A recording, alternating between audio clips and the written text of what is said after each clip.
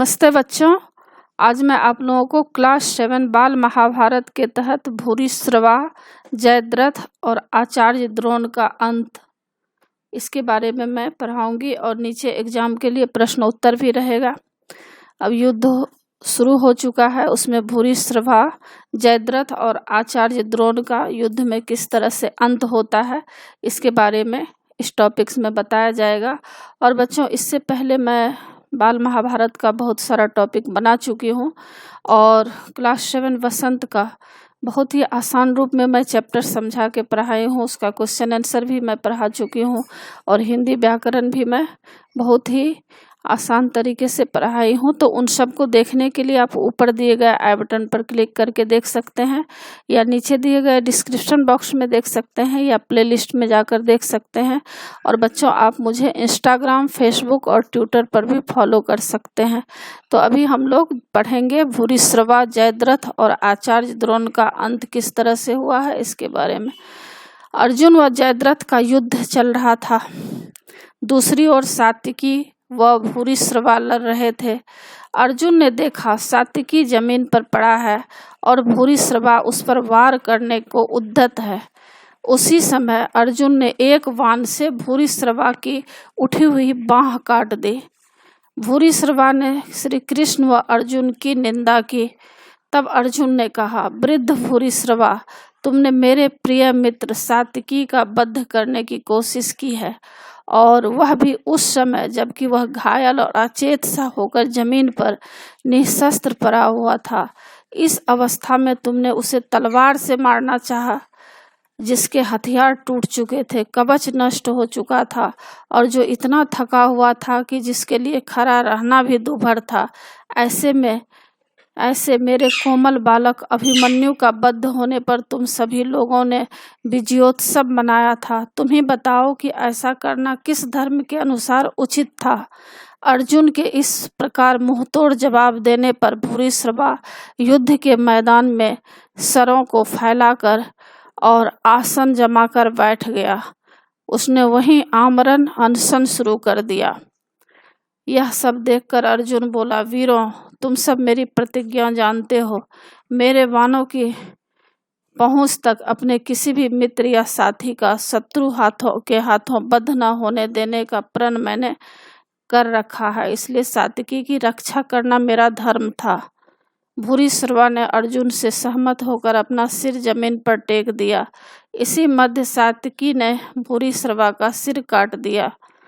सात्विकी के इस कृत्य की सभी ने निंदा की। इधर अर्जुन कौरव सेना को चीरता हुआ जयद्रथ के निकट पहुंच गया।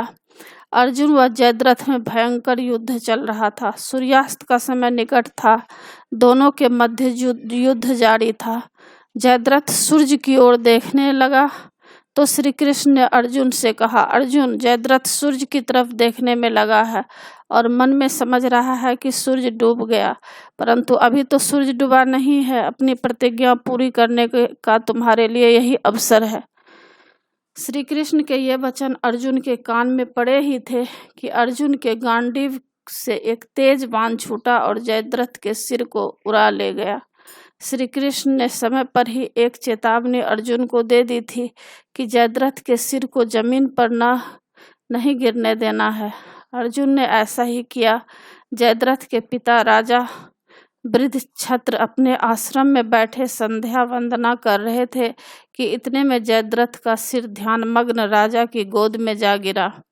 ध्यान समाप्त होने पर जब वृद्धक्षत्र की आंखें खुली और वह उठे तो जयद्रथ का सिर उनकी गोद से जमीन पर गिर पड़ा और उसी क्षण बूढ़े वृद्धक्षत्र के सिर के भी 100 टुकड़े हो गए।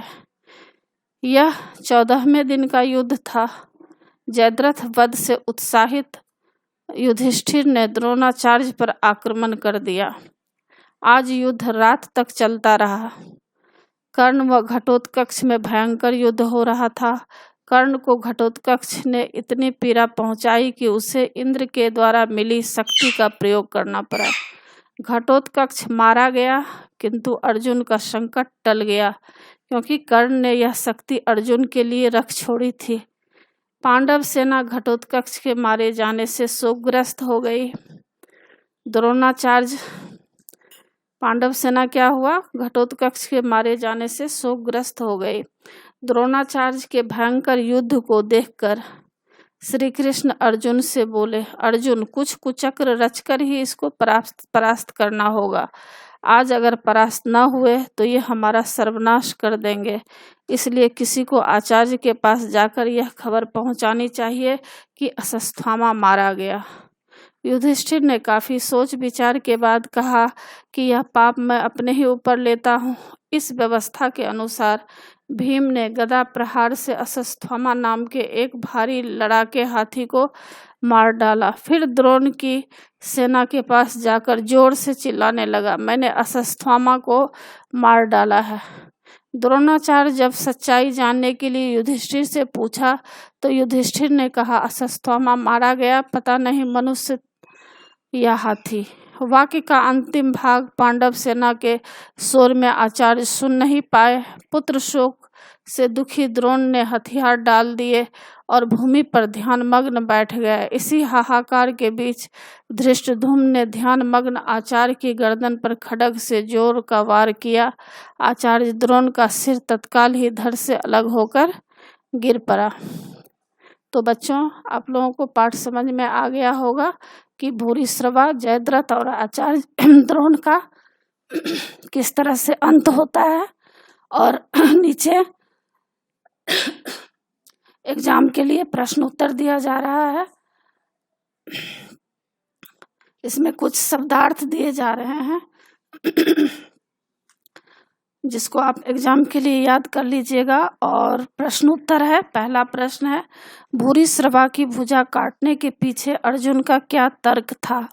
उत्तर, भूरिश्रवा की भुजा काटने के लिए अर्जुन ने अपना तर्क इस प्रकार रखा था, वीरों, तुम सब मेरी प्रतिज्ञा जानते हो।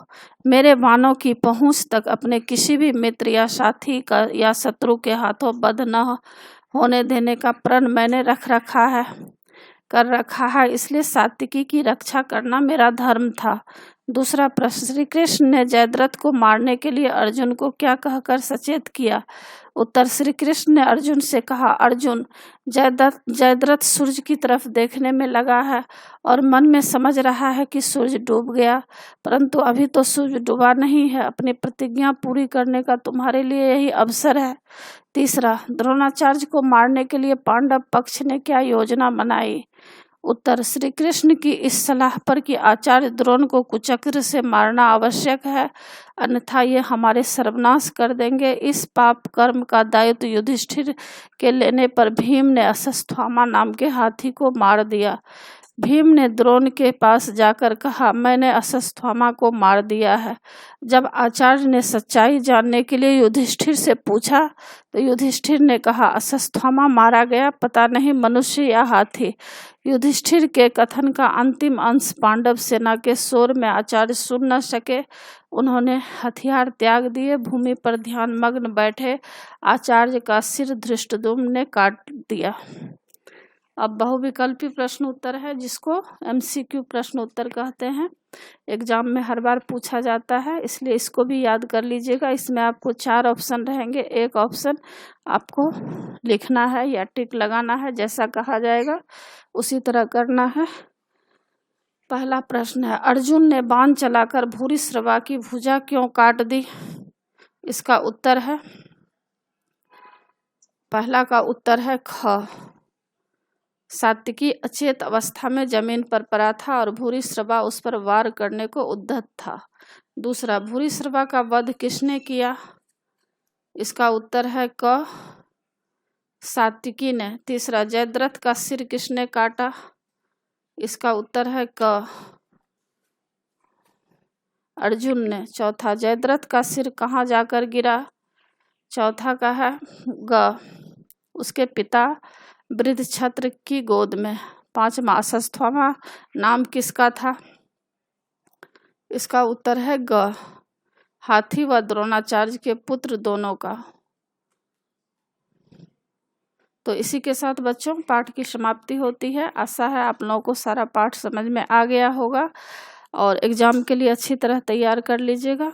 और बच्चों, आप मेरे चैनल देव नागरी को सब्सक्राइब कीजिएगा और सब्सक्राइब के बगल में बेल आइकन बटन है, उसे क्लिक कीजिएगा, लाइक कीजिएगा और शेयर कीजिएगा। कमेंट्स ज़रूर कीजिएगा कि आपको यह पाठ कैसा लगा।